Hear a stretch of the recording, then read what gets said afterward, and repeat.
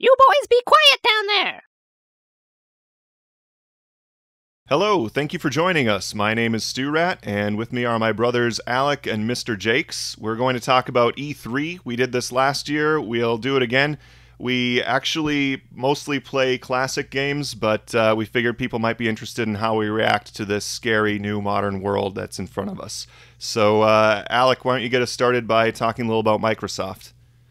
Yep, so the first big conference of the three main companies was Microsoft, and Phil Spencer came out on stage and seemed really confident. They had a lot to show. I feel like he didn't have as much at stake this year. You know, he wasn't trying to sell new hardware, so that made it a little easier. Well, I mean, you can make an argument that they had a lot at stake because they've come off a year with very few first-party titles, and they really had something to prove. I could feel that this year, that they wanted to show that they had their own software, so that as a platform, they're not just a provider of third-party titles that you can also get on Windows. You know, they have to have their own software to sell that brand. They're forming a new party called the Coalition to do first-party titles. They announced that they acquired Ninja Theory. What do you think of that? Mr. Jake used to play some of their stuff. It's been a long time. I remember playing Heavenly Sword and Enslaved.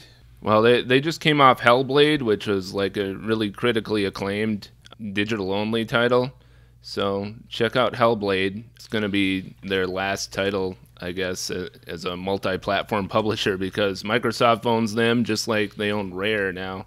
They kind of had to do this, I think, to kind of answer Sony and what they've been showing in previous years. I'll disagree with you about the stakes being high. Like, I feel like with Microsoft, they've got different goals. You know, their main goal is to make sure the Microsoft brand doesn't seem terrible. You know, like they realize that a lot of the people playing these games are also the IT guys who are making billions of dollars of decisions about whether or not to buy Microsoft products, and so they need to make sure that their name is positive. And so they can have a year that isn't that great, but they can't have anything really embarrassing. Like they can't do Wii Music or anything like that. And so this year, I really thought that they were kind of just playing it safe and just kind of falling back on their existing games that they already have existing bases for, but they weren't trying to impress anyone new. But then, so I thought they kind of set the bar low, but then the other companies did not raise it later. So I think they did impress. They actually announced new entries for the first time in two of their main franchises. We had Gears and Halo announcements both in the same conference, and I mean they had a lot to show. So I mean obviously Halo Infinite is in its infancy right now. We might be looking at a game that's going to be next generation. It might not come out on the Xbox One platform as it is, but it was just obviously an early trailer showing us that it exists, so that was a big thing for Microsoft fans. I mean, it doesn't get more Xbox than Halo as a franchise. Does that even count as an announcement? I mean, saying we're making another Halo game, it's like, I kind of assumed that you were. It does. I mean, compared to what Sony's doing this year, yes, it definitely does. The fact that they mentioned it's happening, that counts for a lot. I think that's what was lacking from the other companies. And we'll get to those later. Yeah, what else stood out to you about Microsoft's campaign this year? How about the announcement for stream to any device? That seems like they're really, continuing on with how they're going to have a lot of their Xbox exclusives on Windows 10 now too. They're making it so, you don't need to sit down in front of their system in order to necessarily, if you want to play the games, you don't necessarily need to sit down in front of the console and play the game on the TV. Yeah, I mean, it's similar to what Sony's doing with PlayStation Now, right? But on that, you have to have a PlayStation. Yeah, in order exactly. to do it. They still want you to buy their products, but Microsoft seems to be saying, like, we want to be the universal platform that you can play on any device that you have. It really is a difference in philosophy, isn't it? Because, I mean, I think Sony's always kept things really tight, and then people say, of course they can tighten up their platform and keep it restricted because they're the market leader right now. So the same thing with online crossplay. They're the only ones gumming up the works in crossplay right now. Everyone else is on board. They're out there causing trouble on Fortnite. I just think it seems like an extension of what Microsoft is doing. That didn't strike me as a huge deal. I mean, I think they already want Xbox to be available as a platform on every device possible. And I think Phil Spencer, in other interviews, he made it really clear, like, his main priority is making it so everyone can enjoy Xbox. And that's just the difference in philosophy from Sony. Yeah, I mean, Sony is going by the more traditional console philosophy where everyone's like, you create a system and then you sell software for that system. They've known for years now that mostly the companies lose money on the console sales and they make more of it on the game sales. So why not focus more on the games and then make the hardware more ubiquitous so that you don't necessarily even have to have their console in order to play some of these games? Yeah, it's not as much true that they lose money on the consoles anymore, at least. I think Microsoft, they're taking a different tact here, that the Xbox is their platform, but they also at the same time are reassuring their core base that they're still making consoles. I think at the end of the conference, Phil made really made a point of saying that we're going to continue to support that platform. Everyone's making a huge deal out of how Phil Spencer at the end of the show said that they're working on Xbox consoles in the future. Consoles, plural. Like, they think there's multiple consoles in the works. Now, I don't see that plural the same way some people are reporting it. I see it more as they made it super generic. Like, it's super clear to me from context and what Phil has said since in interviews that what he's trying to do is let people know that this platform is going to continue to exist beyond the Xbox One line of products. And they wanted to make a really clear statement, which I thought was an extremely bold statement, that our console is always going to be the most powerful. I don't think there's any way you can promise that when you have competitors in the background always working on their own thing. I mean, they could always surprise you and jump out with something more powerful than what you have. So that might be taking it a little far. But I think he was making a generic statement saying, we're going to have more consoles, so stay loyal to the Xbox brand. And, they definitely have their following. Again, I think that it does make sense for Microsoft to iterate more often and to try to always have the most powerful console on the block for two reasons. I mean, one, they just have more internal R&D for hardware, just because of the nature of the rest of their business than a company like Nintendo. So it makes sense that they've just got a lot more of that built into the rest of their business. Yeah. And then the other thing is my point I was making earlier about how they're not playing the same game as Sony and Nintendo. Their main thing is brand recognition for the sake of their bigger business. Like before the original Xbox, whatever you want to call it, Xbox One, I guess that's confusing. Before the original Xbox the OG came Xbox. Out, is that what people call it? Some people. Yeah, I'm not going to call it that. Anyway, the original one from 2001, the Xbox 2001. I remember a few years before that was released, in the South Park movie, there's that random part where Bill Gates comes on and they shoot him in the head, and it's supposed to be this applause line. And I'm sure, there were people at Microsoft thinking, those kids in the audience for that movie are going to be the IT guys making tons of purchasing decisions soon. We need to make sure that our brand is rehabilitated. Oh, yeah. And so that's the main reason why Xbox is a thing. And so it's okay. Like, they don't have to have the most successful console. They don't have to have the biggest market share.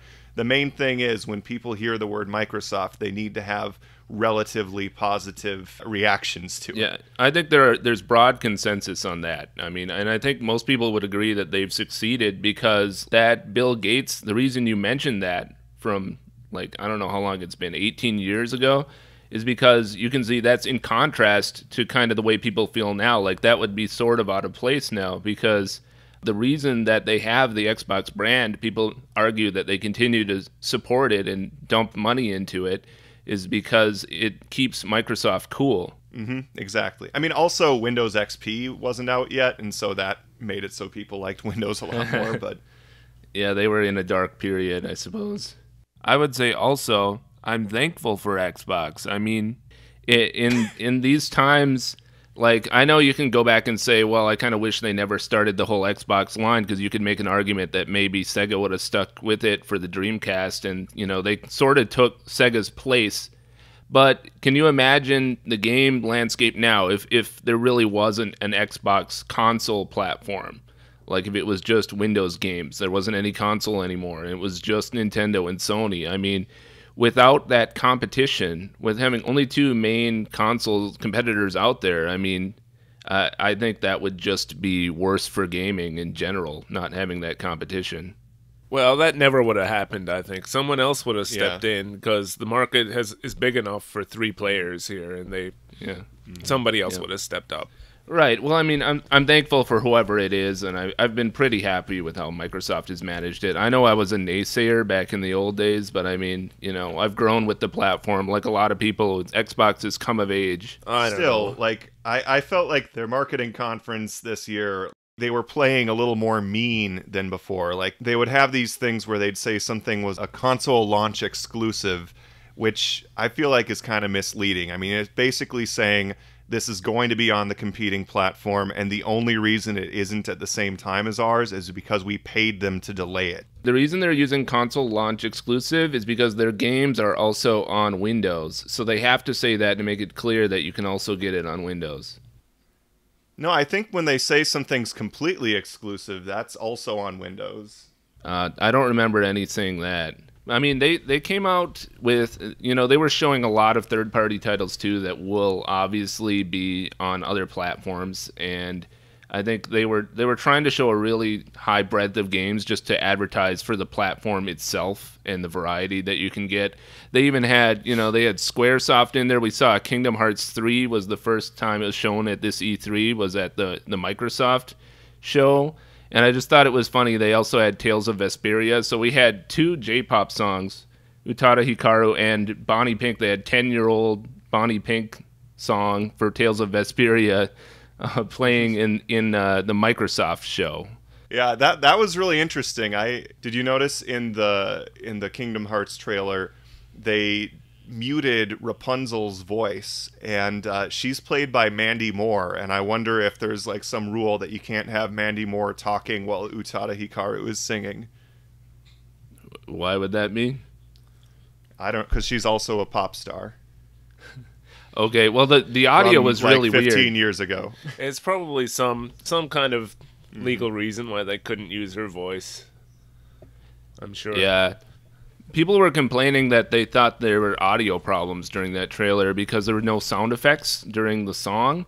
But then at later shows, they had a similar trailer, and it had the same audio going on where there were no sound effects. And it was just bizarre. But they had sound effects before the song. But once the song kicks in, there's no more sound effects. So whoever edited the audio for that trailer did something weird and kind of took people off guard in a bad way.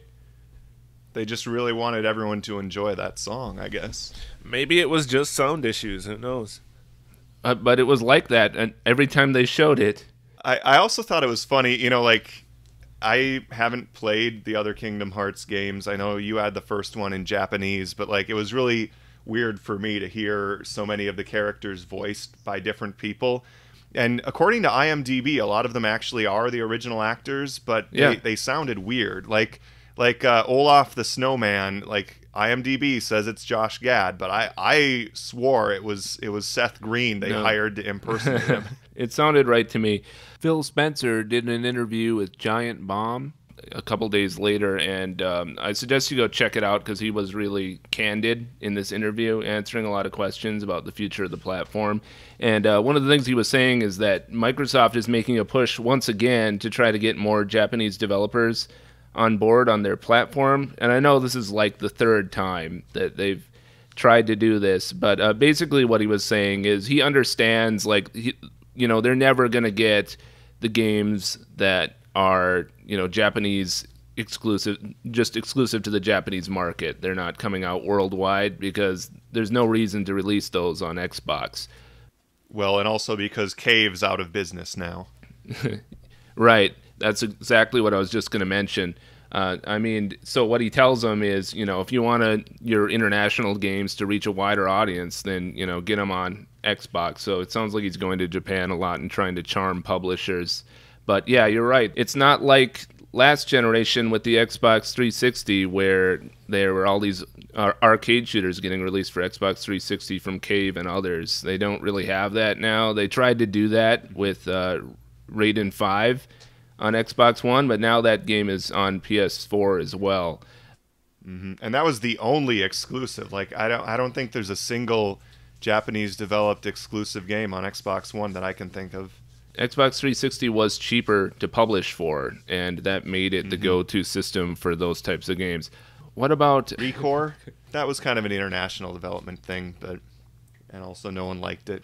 It looked pretty good. Microsoft also showed Fast Start they were talking about. Basically, the idea is trying to get games to start up faster than they have been, because you take the disc home, you install it, and you wait, and sometimes it has like you have to install a certain amount, and then it'll say ready to start, and then it's not really ready to start. Right when you go to play it, it's still like it takes you to a title screen where it's loading or something like that. But they're trying to use some algorithms to make it start faster. Basically. It's going to check which parts of the data are getting accessed first and the most, so to figure out which blocks need to be loaded in first, because developers, publishers really don't have time to organize it in a way where it makes sense for people to get it what they need quickly, because it's like an afterthought. They're mostly just worried about programming the game, and they can't be bothered to figure out what parts are the most important to start the game fast. And it's just nice that we're getting stuff like that now, where Xbox One X loads the games pretty fast, and you get games hopefully starting faster. That would be nice. Well, the difference this time is they're talking about using data from the users, right, to figure out what's being accessed the most. Whereas before, I guess they were just kind of deciding on their own, like, this is probably the data they're going to need first. So they've tried to do things similar like this before, but this time the difference is they're going to use actual data from the users and how they're behaving when they play the games. They announced Devil May Cry 5, another first announcement in their conference. Apparently, it's not the Ninja Theory reboot that they did before. This is actual Capcom making it.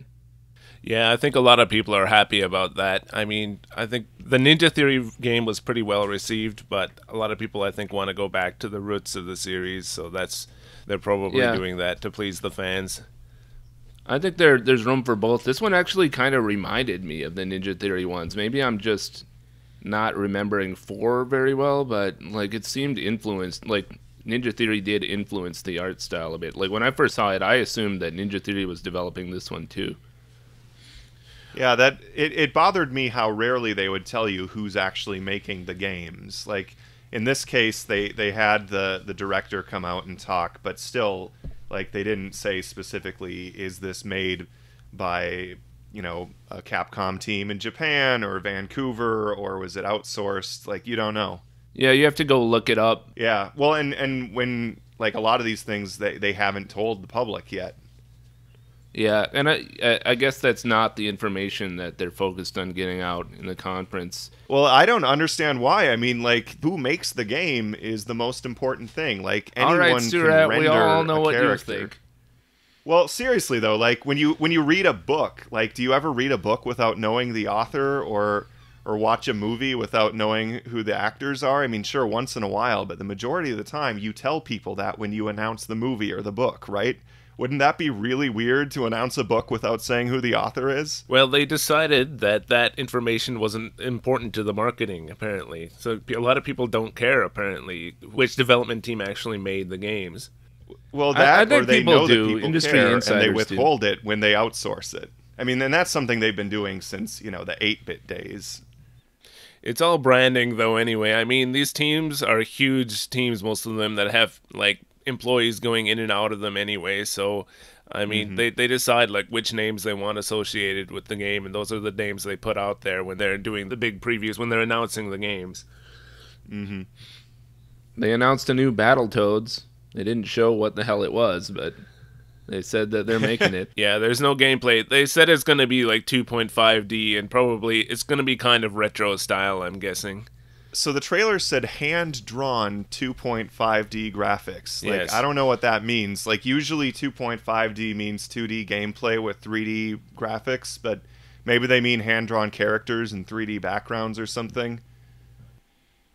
Because I imagine you'll be able to like walk up and down in some of the levels. I'll play it if it's what I'm imagining it is. It's just too early. We don't know what it is. They're like, hey, by the way, we own Rare. Don't forget that.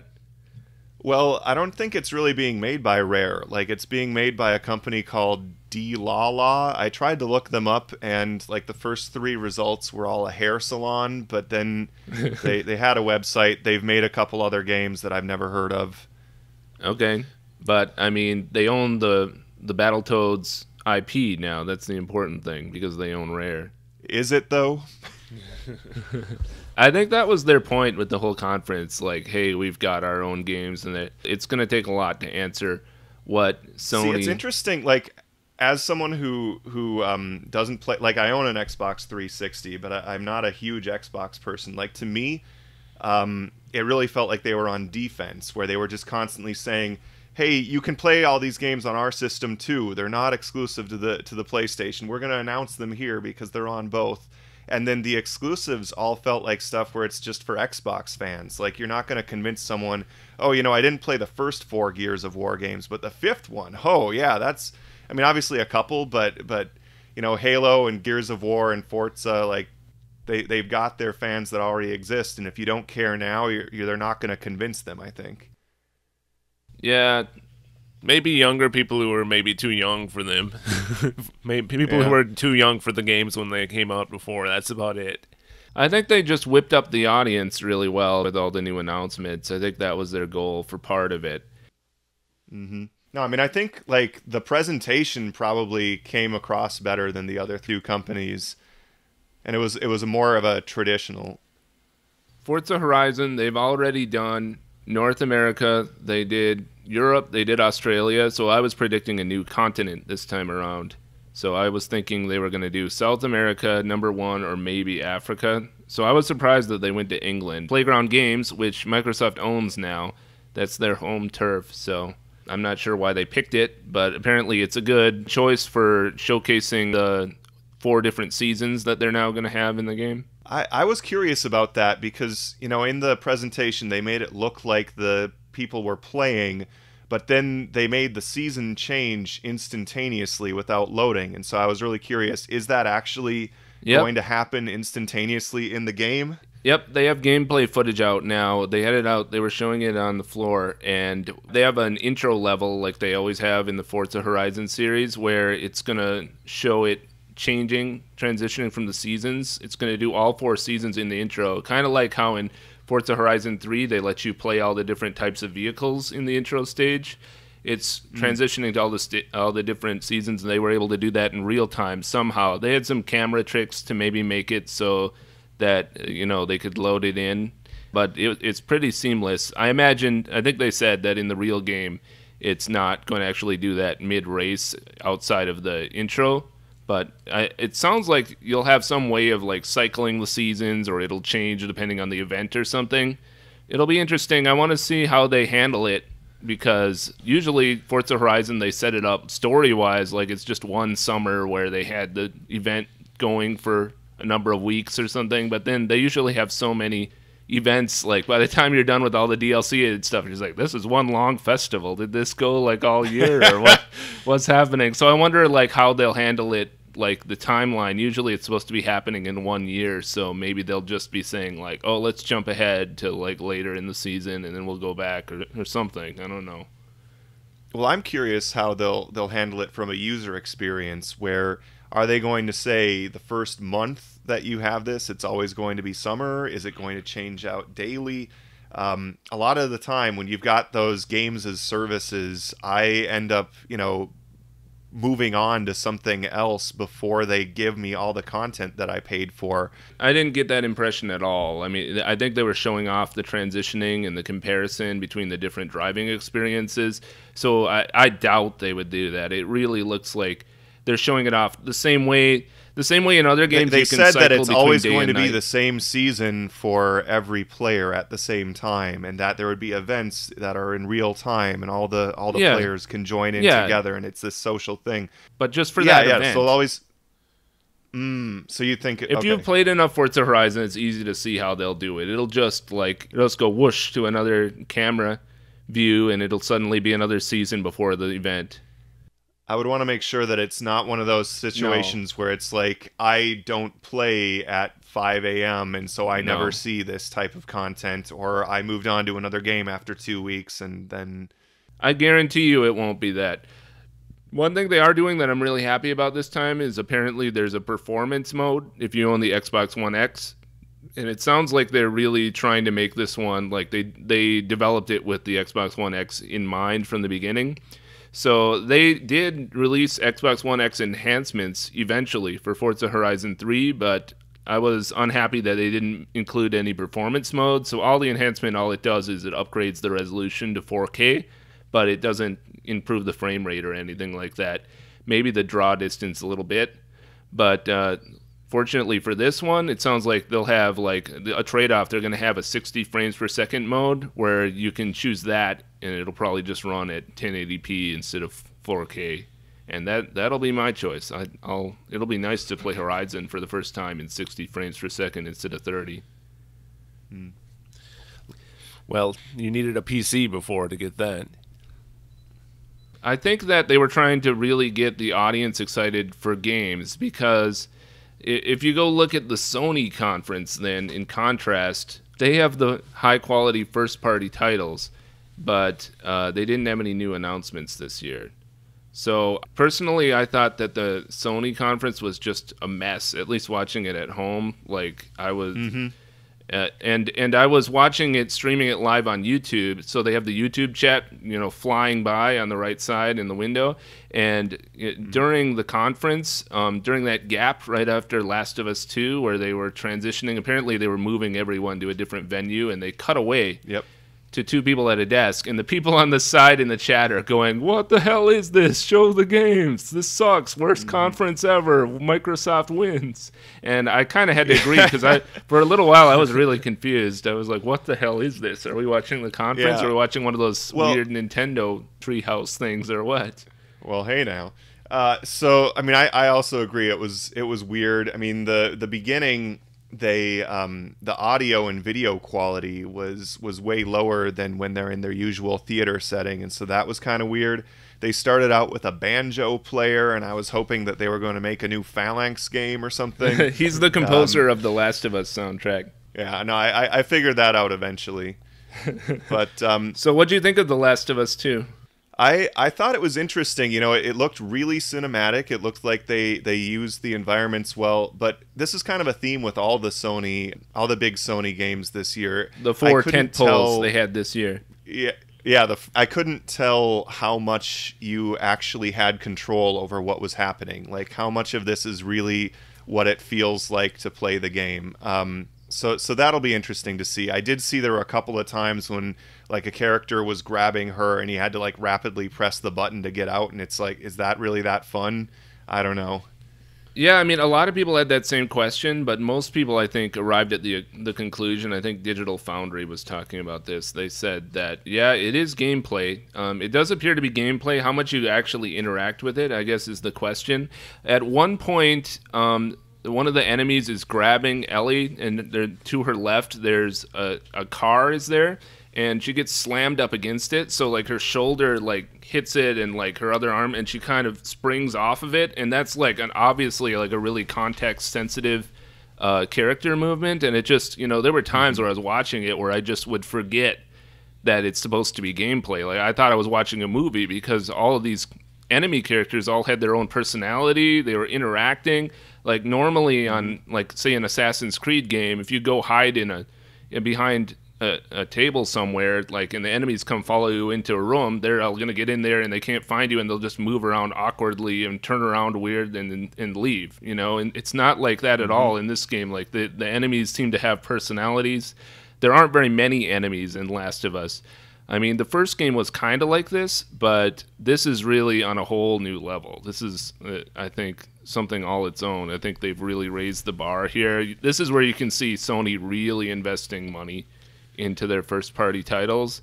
And I just felt like if this is what I think it is, then this is really like us seeing the next generation for the first time. Like, you know that moment when we first saw Assassin's Creed and we scaled a building or something, and you go up there and you just knew suddenly it was that Xbox 360, PS3, how that had changed the game from the previous generation. I feel like this, if this is real, what we're seeing, this could be that moment for the next generation.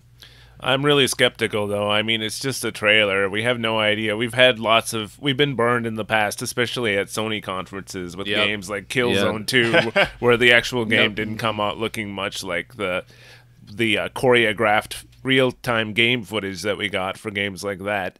So, I mean, we saw what they wanted us to see. So, I hope you're right. It could be like that for the whole game, and that would be amazing. But I'm a little bit skeptical. I don't think it'll be like that for the whole game. I mean, they'll probably have some more generic enemy characters sprinkled throughout, but I hope that part, at least, that we saw was real. Naughty Dog has kind of a reputation for rendering all their cutscenes in-engine and doing that. I don't think they really have much incentive to fake stuff that's in-engine anymore, but I don't think it is running on real PS4 hardware. Obviously, what we're seeing is probably rendering at full 4K, and we might be looking at PlayStation 5 here. What we're really gonna, there's kind of that winking at the audience. They never mentioned it. Seemed like a lot of people thought they would at least kind of mention PlayStation 5 in this one, because they already told their investors that this console generation is coming to the end in a couple of years. So I thought they'd at least say something like, hey, and we're working on PlayStation 5 without showing too much. But no, that would make no sense. I mean, right now they still need to go through at least another year of people excited about buying PS4s, and so you're worried they're going to disappoint people, that they'll stop buying PlayStation 4. Like, no, screw this. You're making a new one. No. I mean, there's someone who's like, I've been holding out.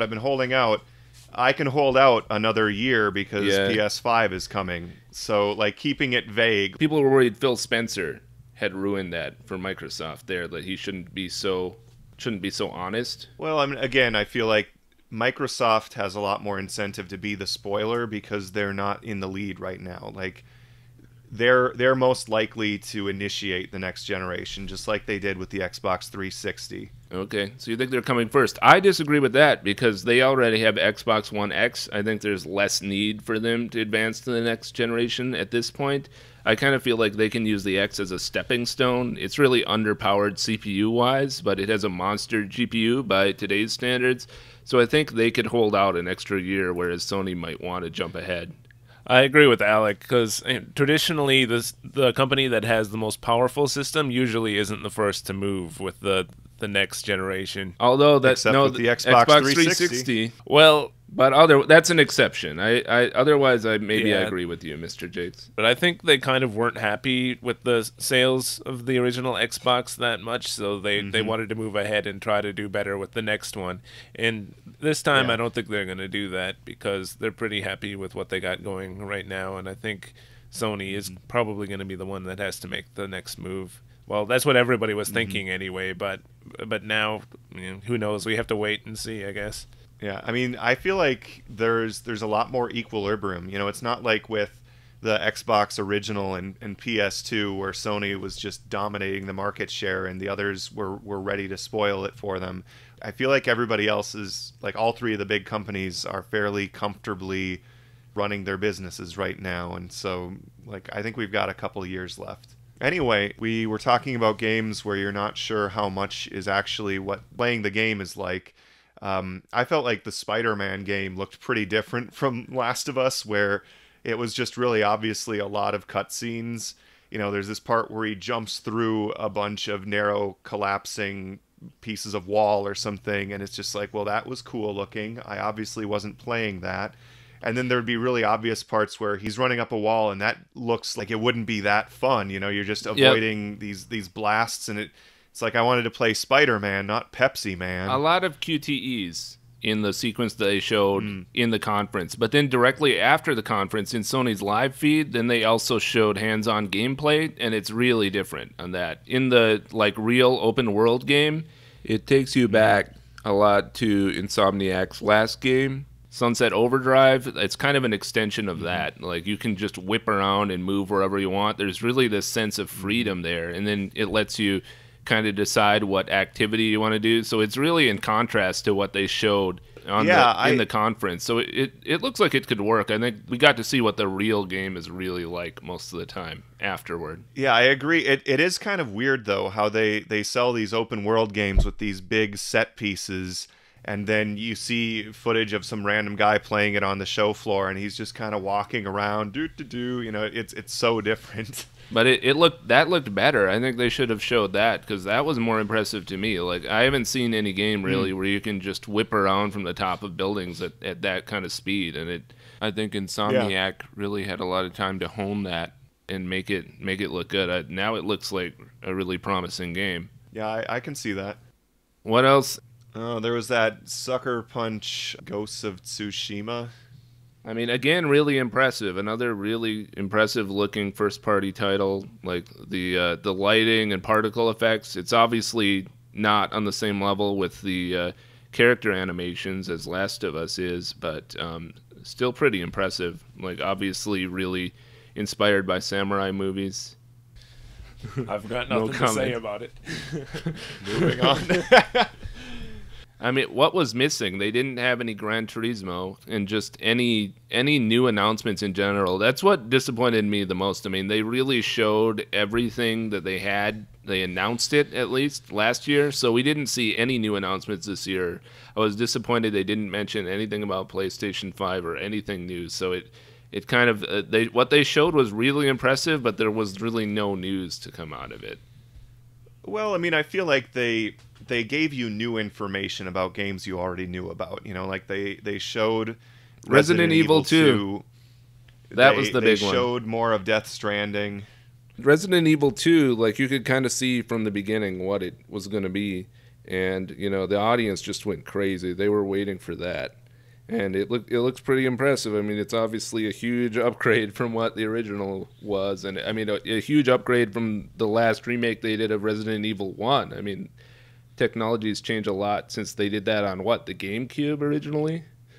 Mm-hmm. Yeah, I mean it looked solid. Like I liked Resident Evil 4 and played through that on multiple go-throughs.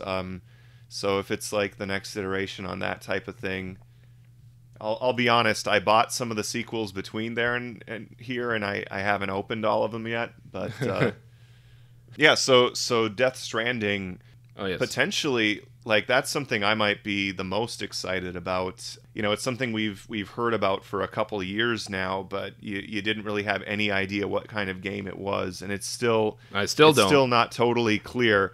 But it looked to me a lot like Breath of the Wild, actually, where he's, you know, walking around these big open worlds and climbing mountains and trying to get from one point to another.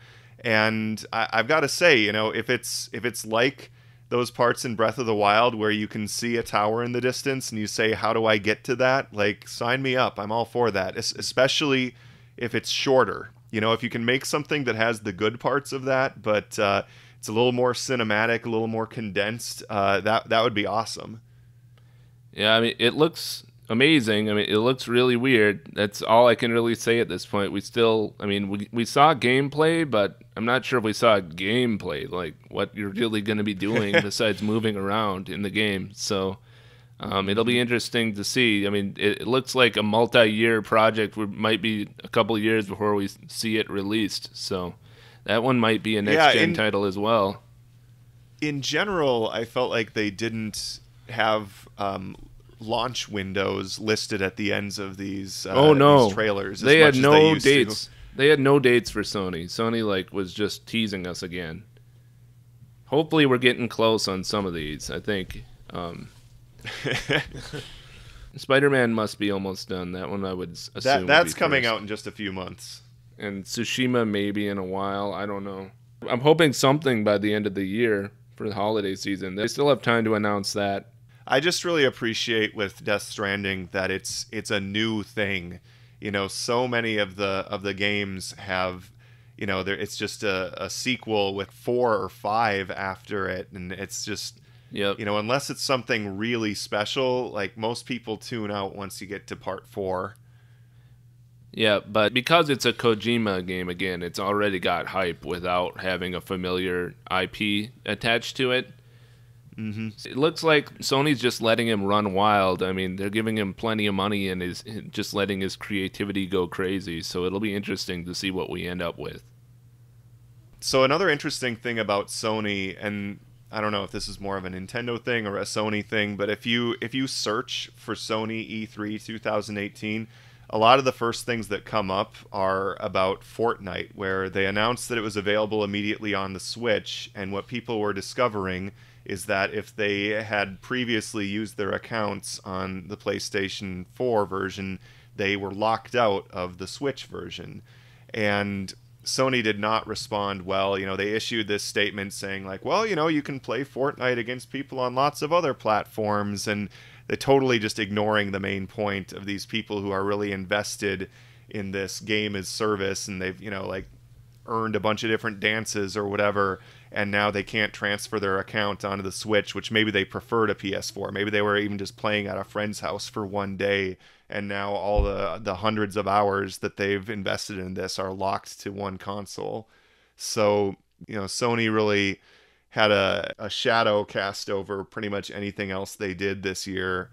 Bad timing. Yeah, and I almost wonder how much of that is like, I mean, obviously people are not mad at the Fortnite people. They're not mad at Nintendo. They are mad at Sony.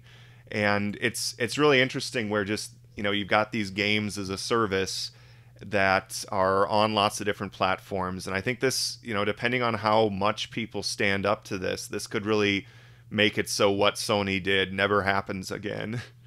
Yeah, and people already experienced the same thing on the Xbox version of the game. They just had a less explicit message telling them. It was more vague, just saying you weren't qualified.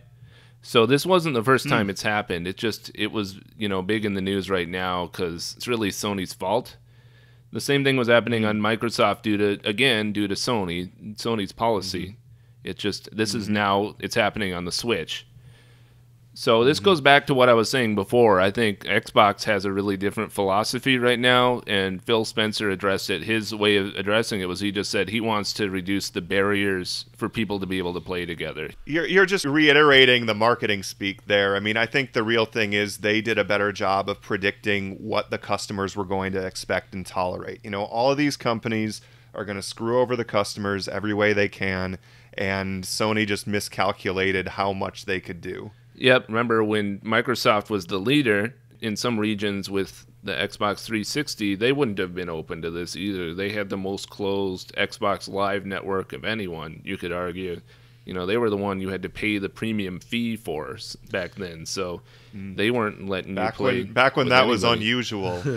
It's easy now for them now as the underdog to say, oh, let's all play together, but you can see why it's Sony throwing the wrench in the works. Maybe if Sony's the underdog next time, maybe they'll be open to it finally. I hope it happens before then.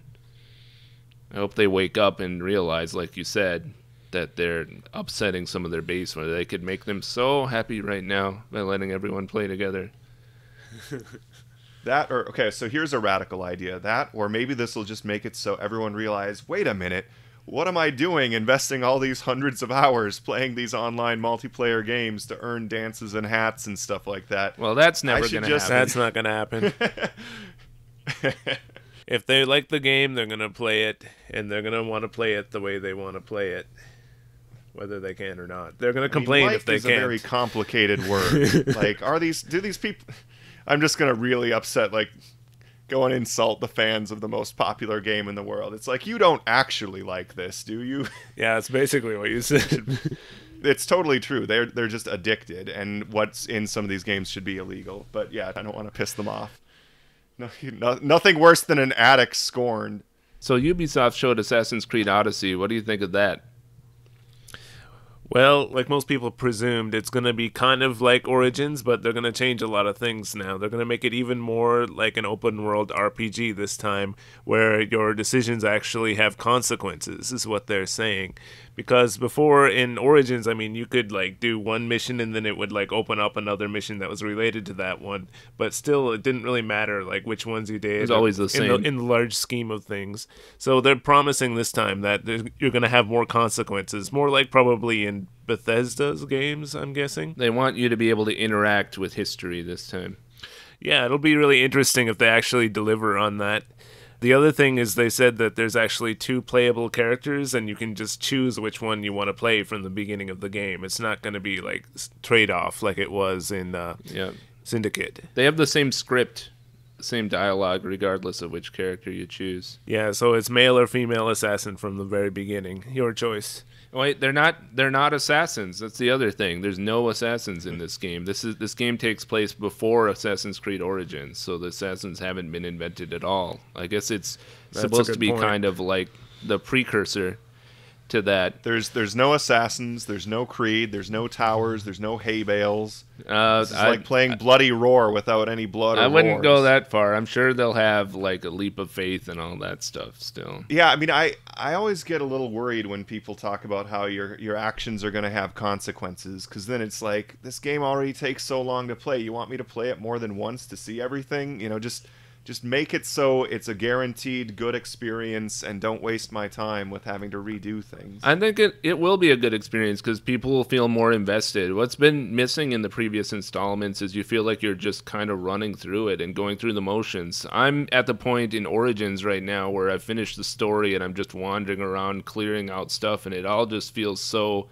rinse and repeat. So I'm kind of looking forward to having it changed up a little, and I don't think the choices you'll make will affect that much. I think that each town will kind of have its own little self-contained story, and the way it ends up in the end will just depend on the choices you make, and it'll be a payoff, and it'll be really cool to see. But otherwise, the game looks a lot the same. They even have the same font on the screen for most of the stuff.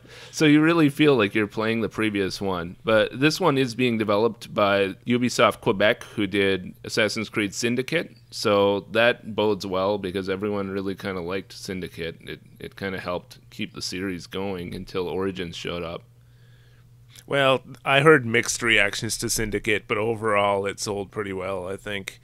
Yeah, I agree with you. I think it's time maybe to change up things a little bit and make Assassin's Creed a little bit less just like running through the motions and doing errands. So, and I mean, you can replay it if you want to see more of what happens if you take different paths and things like that. But I'll probably just play through it once and try to feel more invested in it thanks to the decisions I make. I hope your decisions affect the game as much as they're claiming that they're going to, because a lot of times they make promises about stuff like that and then it doesn't turn out to be quite as game-changing as they claimed it would be. Yeah, I mean, people have been using that as a selling point for games for generations. Yeah, it's only new to this series.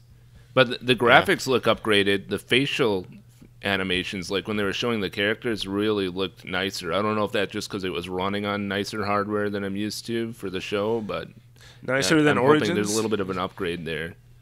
Yeah, better facial animations. I thought the boss fight on the beach looked kind of interesting. It reminded me of the Wonder Woman movie. Like playing games when we were growing up, you would always see how things were clearly inspired by like Aliens and Terminator, and it's kind of fun to see that they're still doing that with new movies and new games. How so?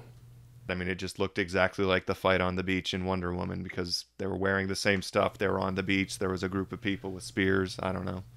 They're also adding battles with 300 people in them. So there's like these big wars that you can participate in where you're actually in them fighting, and you have like a team of people that you're on that you're trying to beat the other 150 people or whatever it is. So that. That's the other obvious movie influence 300. too is 300. Yeah, I'm sure that's done intentionally. But it'll be interesting because I remember, like, with Assassin's Creed 3, them showing the battles and stuff in the trailer that obviously weren't going to be in the game. And this time they're promising actual, like, big wars with tons of people. Now, is that going to be part of the main game, or is that just some sort of, like, online battle royale secondary thing? Well, I'm sure those will be segments in the real game, but, they'll be separate from the open world, and there'll be certain segments that you have to enter into in the story. Just like how there's naval battles, that's another thing. There's actually a ship you can get and you can board and deck out, and just like the previous games that had ships, they're bringing that back, which I was surprised about because they're still showing Skull and Bones. That Ubisoft has that on the way still, which we got to see a lot more of this year. Ubisoft also at their show, they were showing they have Starlink is an upcoming multi-platform game they have, and they've made another deal with Nintendo, this time exclusive to the Nintendo version of Starlink. They're going to have Star Fox characters, so continuing the close relationship between Ubisoft and Nintendo. I guess it's going well. Miyamoto was actually there at the Ubisoft show. Again. Yeah, I mean, I hate to be the wet blanket, but, you know, I was really hoping the Toys to Life trend was on its way out. You know, I don't collect those, and I just feel like it would be simpler if companies focused on something else. So I was a little disappointed to hear a new one entering the field. It's for a younger generation. They're still showing the amiibos. All your old amiibos will work in Super Smash Brothers.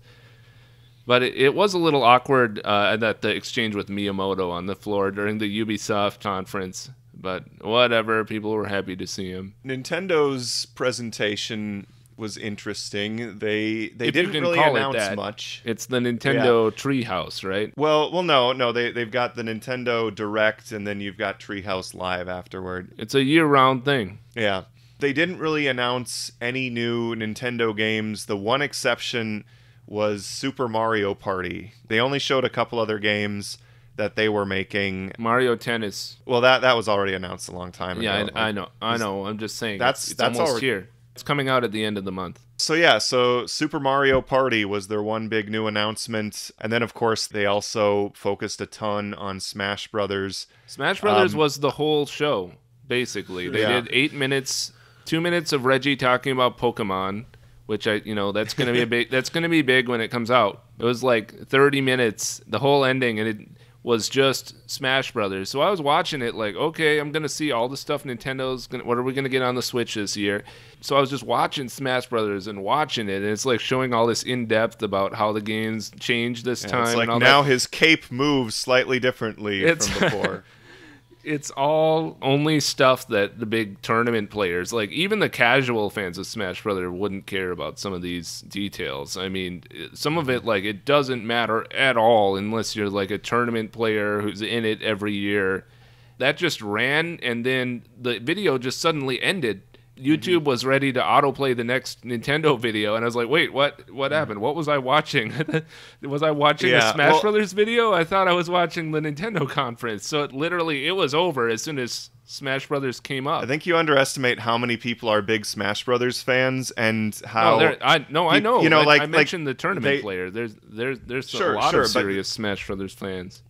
Well, yeah, but like even if you're not in tournaments and stuff, like there are people who have very strong opinions about like each little change between the different versions, and people took it as they went through to really reassure people that if you really love this, we're taking all of the things that fans like and we're putting it all in there. We're going to make it more like the GameCube version, and we're going to have every character so you can't complain about anybody who's missing. I do kind of think that it seemed like they were focusing on relatively small details. And for someone who already has the Wii U version, I didn't bother getting Mario Kart 8 on Switch yet. I'll get it once it's discounted, or I'll buy it off of you once you're bored with your copy. But because I already have Mario Kart 8 on Wii U, and yeah. I feel like there are a lot of these ones where Nintendo's kind of treating it as the people who had Wii U's are such hardcore fans that a lot of them are going to pay $60 to get a very similar game again. And I think they're treating it as most people didn't bother with the Wii U, and so were able to, like, the Wii U had a ton of great games. Like, it has a great library, really, and now they're selling it again on the Switch. It's now a that different they've got more issue. attention for it. I think this is a new entry into the Smash Brothers series, whereas before they were re-releasing a lot of Wii U games on the Switch. This is a little different than that. Yeah, no, I mean, they said that people had to ask them. Like, someone in an interview said, so is this a completely new game or not? And they said, yes, we built it from the ground up. Yeah. But it looks really similar to the last two ones. And I just feel like Nintendo should be spending more money on developing the aesthetics of their games and having them look different. I mean, you compare this to Street Fighter, where Street Fighter 1, 2, 0, 3, 4, 5, each one looks totally different. Yeah, but they have to do iterative versions of each of the entries in the series. Like, they usually have 3 different... Yeah, but those are released over the amount of time that it takes for Nintendo to just do one next iteration of Smash Brothers. I also thought it was funny. So they'd have characters like Star Wolf, where when they announced them, they'd be like, he's been gone for 10 years and he's finally come back. And it's like, well, so he was in the Wii version and you skipped him for the next one and now he's back. Stop trying to make me feel old by reminding me that the Wii version is 10 years old. Well, no doubt that, I mean, it's just there are lots of people who care about all these little differences, but this was not the venue for that. The problem is Nintendo does their Nintendo Direct all year round, and they usually do something at their Japan event as well, and it's just when E3 comes around, this is not the time to show all these minutia about Smash Brothers, and their stock tumbled after E3 because they've got all these Johnny-come-lately investors who are expecting to be wowed at E3. They obviously don't know Nintendo that well at this point. Yeah, well, it was interesting where they responded to the negative stock response by basically saying, we like to surprise people. And yeah, well, they didn't I surprise feel like anyone. the real reason is they've got more young people in their audience, and so the problem with young people is they don't have very much money. And so if you say that not only is Mario Tennis coming out this month, but we've got Mario Golf coming eventually, maybe it's 2 years from now, there's going to be some kid who prefers Mario Golf to Mario Tennis, and he's going to say, I'm going to save my money for when Mario Golf comes out 2 years from now, and then Nintendo doesn't get that money. So they have to have it so a lot of stuff gets announced on more short notice because the audience has that shorter attention span. Or maybe it's the opposite. It's that their attention span's too long. They'll be like, Mario Golf's my favorite thing, and I need to wait for that. So, you know, they're probably making one of those, but they're not going to tell us about it until it's closer when it comes out. I still think that they probably would have pleased their investors more if they just had, like, a sizzle reel.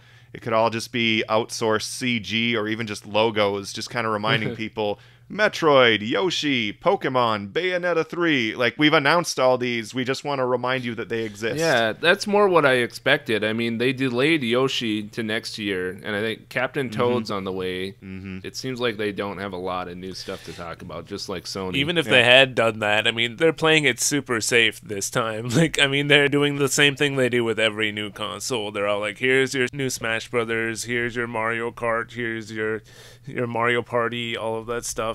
Metroid, Zelda. I mean, they do it with every console, and they didn't really have any surprises this time. Yeah, I'm excited for the surprises. You know, like, it was really cool when they announced Splatoon. Like, I don't necessarily need more Splatoon now that they've done 2 and DLC for the second one, but, like, something else that's new like that was new. Something else like Pikmin, like Mole Mania.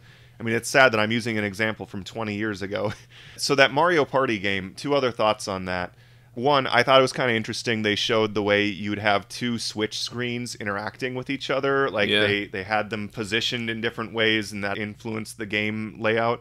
That was something that showed up in a patent a while ago, and so it was interesting to see how that was going to be used. I'm curious exactly how they made that work.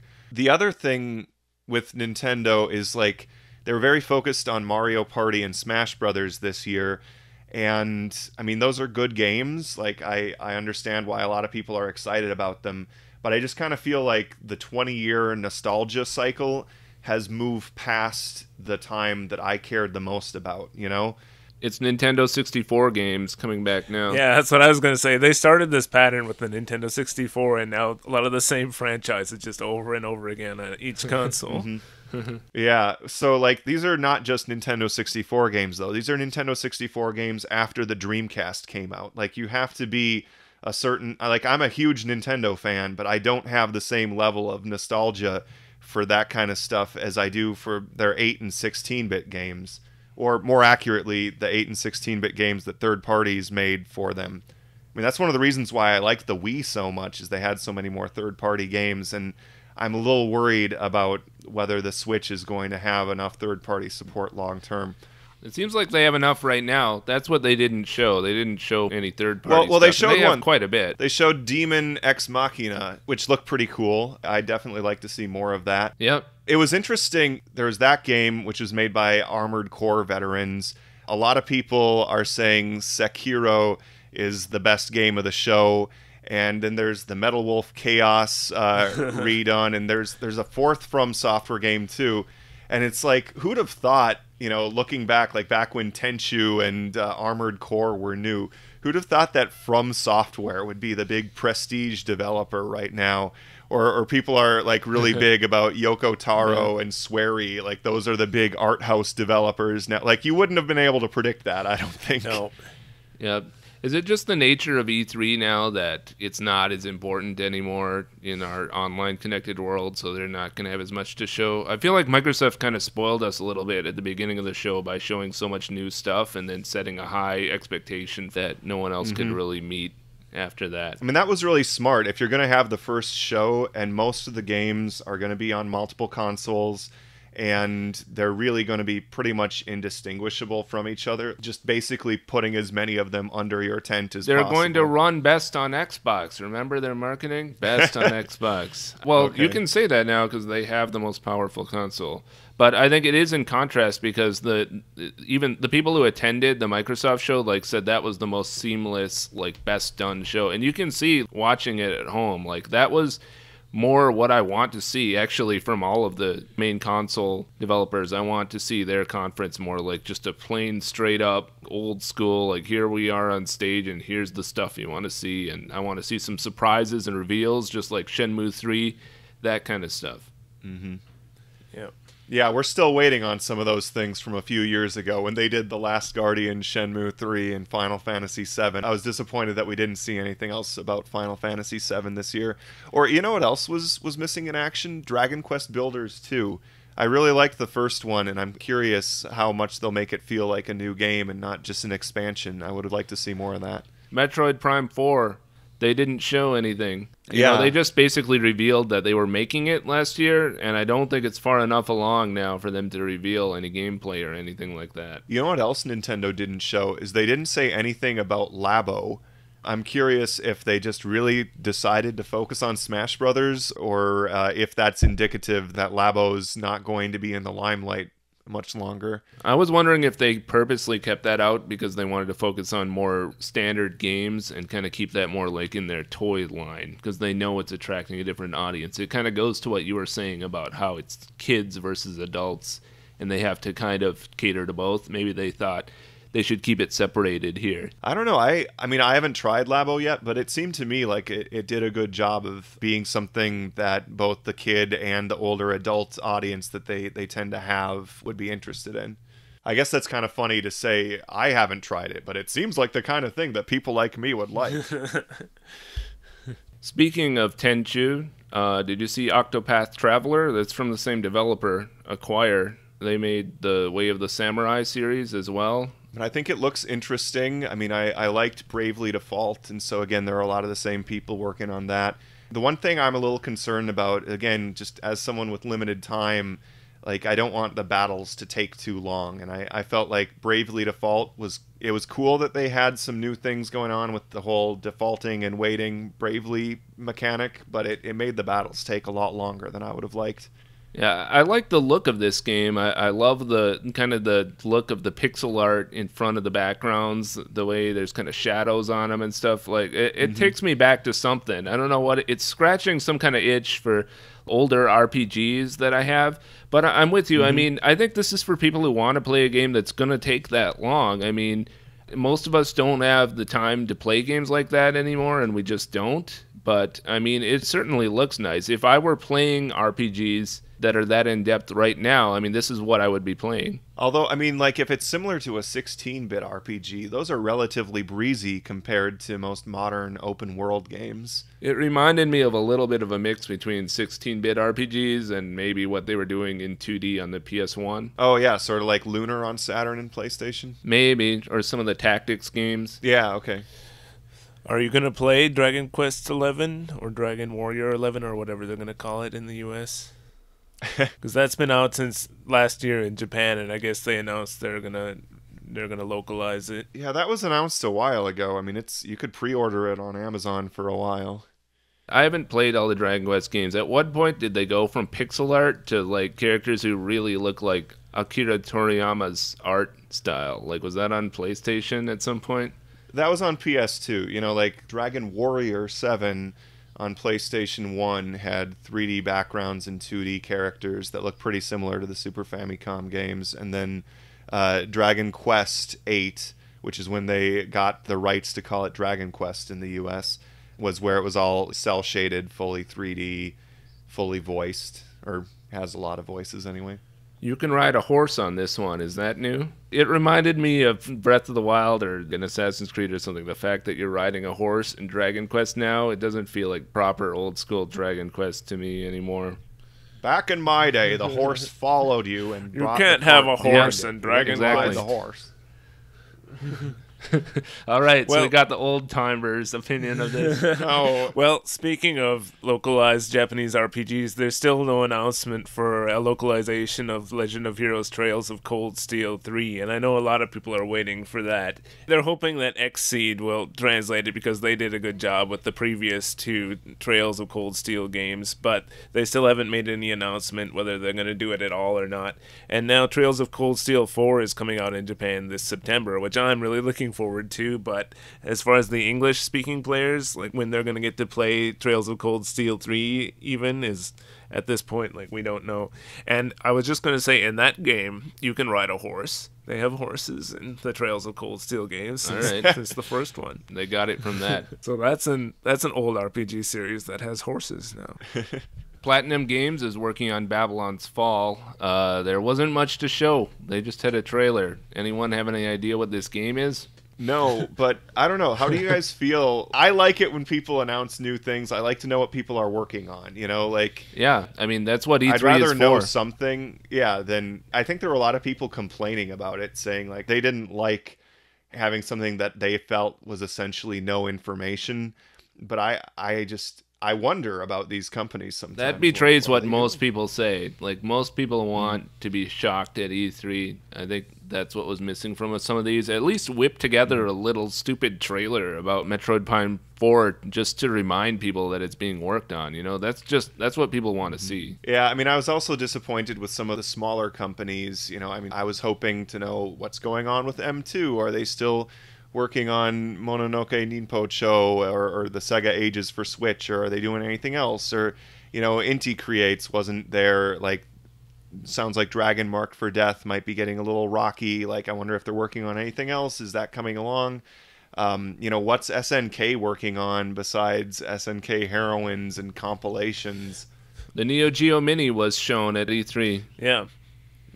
They're showing it. It's got a UI, just like the NES Classic, SNES Classic, where you can select between 40 games, which is stupidly different depending on which region version you buy. You can get the international version with the weird colors that they just made up when they should have made it red. I think they're hoping, part of it is that they want to cater to different tastes and they don't want to give away the whole farm with more than 40 games. But Yep. the other thing is they're probably hoping that there are going to be people who buy both versions. So I'm hearing from what it looks like, the emulation might be okay. We don't know exactly yet. But the one thing that's not okay, though, is the stick on both the machine and on the USB pads that you can buy for it. In both cases, instead of using micro switches to get that clicky feeling that you expect from a joystick or the Neo Geo pad, it's literally like just an analog pad for both. So you can just rotate them 360 degrees. It's going to feel really weird. As if playing on a tiny little joystick already wasn't going to be weird. It's going to feel weird for people who are used to a normal joystick. It's not just a circular gate, it's actually an analog pad. That we're not sure of at this point, but it's circular. We know that at this point. And the button layout is messed up on the machine itself. They've also changed the button layout on the Neo Geo CD pads that they're including to reflect what other systems are doing. So now A is where like square would be on a PlayStation pad instead of being where X would be. So you can jump and attack like you're holding a Super Nintendo pad. But I would argue that Neo Geo CD pads were never made to be held like that to begin with. You get the angle that looks more like the cross angle you'd get on a 4-button Super Nintendo pad or a modern gamepad now. But the Neo Geo pad was always like you would hold it more at an upward angle And maybe that was just dictated by the button layout they chose, but I thought it was designed to be used like that. I feel like they're trying too hard to adapt it to what people expect. It's strange that they're even using that old Neo Geo CD pad layout, and then they're using the form factor of that and then changing the layout to something else. I mean, why bother, really? I mean, why not just stick with the joysticks or something? Or I guess they wanted a gamepad to satisfy game players who are more used to pads than joysticks. That, and also I think joysticks would have been too expensive. Yeah. They tried joysticks with the last Neo Geo micro console, and that one didn't go over so well. I mean, I think that was probably mostly due to emulation Are problems. these controllers proprietary, by the way? Are the controllers, you can't like use your own like USB gamepads? We don't know yet, but I think making it so that there's an adapter or something to use old Neo Geo pads would really make a lot of the core fans happy, because they're going to be complaining right now with the way that it is, for sure. I mean, it's not for the core fans. Yeah. Like, if you already own a Neo Geo, you don't need this. Do you think so? I mean, I think a lot of Neo Geo collectors will buy it and maybe just put it up on the shelf. One thing that would be nice, like I've been saying all along, like it would be really cool if this thing like was a breakout hit and kids wanted it or something, but I don't know how they're going to find out about it with SNK's marketing. There's no way. But I mean, it looks cool. Like there are probably kids that say, "Oh, it's a mini arcade. I'd like to play with that." But you're right; they probably won't. They're even know hoping about for it. another product like the NES Mini that'll sell out and they won't be able to meet demand and everything. I don't know if that's going to happen. I mean, have you seen how many micro consoles they have now, where it's just basically now flooded just the same way those direct-to-TV games where it's like an Atari joystick with some poorly emulated Atari games on it. Like, there's tons of them. I don't see how this would stand out in the market as much as I love Neo Geo. Like, I hope it's better than the At Games Genesis they sell at Walgreens. yeah, I mean, they're making the Genesis Mini, and people are not happy about that. Mm-hmm. So the other weird thing about this is that I feel like I've already seen this product online. You know, like people on Instagram have made their own little mini arcade cabinets with, I don't know if it's like a dock for their phone or Which if it's are a much, Raspberry Pi thing. usually much nicer. Making a true minicade, if you make an actual minicade bar top, obviously you can make something that works way more like a real proper arcade machine. And plays more games too, by the way. I don't think that's what this thing is. This thing, they said it's incredibly light. I consider it more like a shelf ornament, really, that happens to I play was wondering games. at first if the screen and the joystick on it actually worked or if it was just for show. Yeah, well, they do, apparently. And the screen is actually apparently fairly sharp. I'm still curious how much it's going to cost, because supposedly they're launching in Japan this summer. Mm-hmm. Yeah, but they didn't announce the price yet. Yeah. I almost kind of wonder with these micro consoles, they kind of know that a lot of the buzz around them is going to be people who want to hack them and just use it as an emulator box. And so you're kind of just trying to create the most gimmicky box for somebody's, emulator project. I don't know. How many of the consumers do you think actually do that or just use it the way it was intended to be used? I mean, it's probably not a majority. So another one of the Sony's games that they announced before the show as part of their kind of countdown thing was Tetris Effect. It looks pretty interesting to me. I mean, I like puzzle games. I like Tetsuya Mizuguchi, so I'm definitely going to get this. The one thing that I thought was kind of funny about it is in the trailer, they're talking about this Tetris effect, where after you're done playing Tetris, your brain still is kind of like logged into that mode of playing it. Yep. And so they made this game inspired by that. But do people actually think that the Tetris effect is pleasant? Like, when I finish playing a game, I'm playing a shooter and I'm still like dodging bullets, like pink and blue bullets all over the screen afterward. Like, that doesn't feel good. I want to turn off the game and be done and move on. Pretty much with any game, if I've been playing it all day, when I go to bed, like my brain is still playing Assassin's Creed or whatever all night, and I dream like about it too. It's got to be a really repetitive game where you're repeating the same. Oh, I guess procedures over Assassin's and Creed. over again. Yeah, Then Assassin's you really Creed would get the- qualify as that. Yeah, Assassin's Creed, sometimes you do. You're like killing enemies and jumping off the horse and stuff. I'm not I've joking. had that when you're trying to fall asleep. Nope, I wish I was.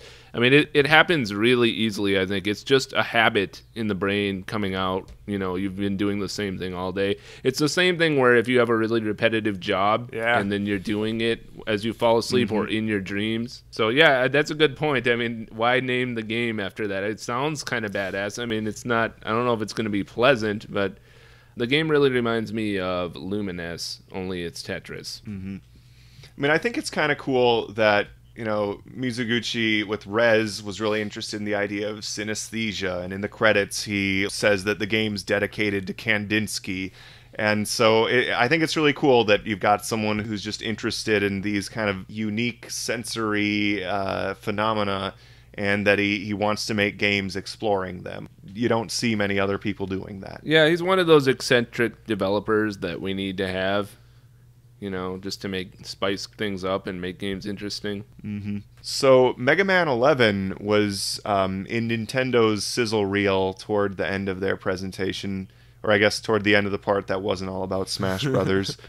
I didn't see that. Was that in a different video? No, it was in the main. It was for like 10 seconds maybe. Oh, I knew it. I watched the wrong video. I don't know. Maybe it was in there and I forgot about it.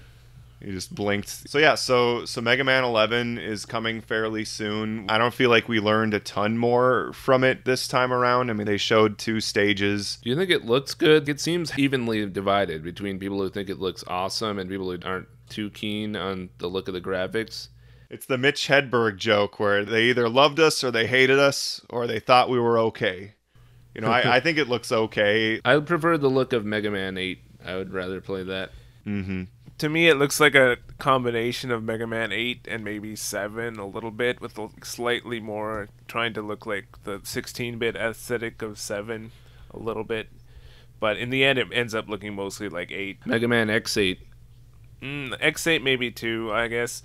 But how much Too old. inspiration do you think Or, they took like, from what Mighty about Nine- Powered Up Mighty on Number PSP? 9? Not much, considering how fans reacted to it. They probably avoided mean, Mighty the Number look 9. of I think it- this was their answer to Mighty Yeah. Number 9. They waited for Mighty Number 9 to see what would happen, and now they feel comfortable taking back the baton on Mega Man without Keiji Inafune at I the think the helm. look of it still, it looks similar, and the fact that they added the new gear gameplay is like, it reminds me of like the dashing aspect a little bit in Mighty Number 9. Now they felt like they had to add a new gameplay element into it to spice it up a little bit, not just stick with like the plain old Rockman type gameplay. Yeah, I mean, I think the idea of being able to slow down time or have more powerful shots is interesting because it's something that could be fun for trying to exploit the game and get through it as quickly as possible. But then hopefully the game's also built in a way where if you play it without doing it, it's fair and it's a fun challenge, and there's probably going to be something that'll reward you for playing it without using those gears. At least that's what I hope. Going back to how it looks, the one thing that doesn't quite sit right with me is his posture is just slightly too straight when he's running. Like, I feel Yep. like he needs to hunch over more like the old games. That's what I thought from the beginning. That's sort of Mega Man 8-esque as well. Like, the way he walks just doesn't quite have the feel of the original Mega Man. It kind of betrays your feeling that you're playing old school Mega Man. Yeah, I mean, I feel like 8 was a little more rubbery because he had exaggerated like feet and hands, and it was pixel art. So this is kind of a weird hybrid of that. Okay, well, looking forward to the next E3. I hope that there are games for us to play this holiday season. I'm wondering if holiday 2018 is not going to be as big a year for games, or maybe the holiday season is going to be less important going forward. Yeah. Smash Brothers is coming out in December. I'm going to be busy playing Trails of Cold Steel 4, and then that'll be a little bit earlier. That'll come out in September, and then hopefully when all the Western games come out in October and later, I'll be mostly done with playing Trails of Cold Steel 4, and we can get to work on those. Yep. Forza Horizon 4 for me, and Red Dead Redemption 2 is coming. Don't forget that. I'm probably most excited for Bloodstained still. Oh, yeah. I still think that it looks very similar to Symphony of the Night, and that's mostly a good thing. I mean, it was interesting, now that we've played the 8-bit style Curse of the Moon, how the level designs seem a lot more open and empty in the main Bloodstained game, and that's really similar to the difference between the older Castlevania games and Symphony of the Night and all the portable ones that came after it, where in the older ones it really felt like the environments and the enemies came together to make interesting challenges, and with the newer ones there's a lot more just like flat corridors or towers where you're kind of just jumping back and forth. But still, you know, I love Symphony of the Night and all the ones that followed after that, and so I'm really excited. It's been way too long since we've had a game like this, so I think it looks like it's the most exciting thing for me still. Yep, can't wait to play that. All right, guys. Until next time. Well, I think we're running out of steam. If you listen to all this, thank you so much for indulging us. I'm sure you disagree with a lot of what we said. Tell us in the comments. Tell us that we're morons. We'd love to hear that. Yep. And hope you enjoyed listening to this and that you're looking forward to a lot of the new games that got announced. Or, well, I guess they didn't announce very many. So, well, anyway, have a good evening. Yeah. Thanks.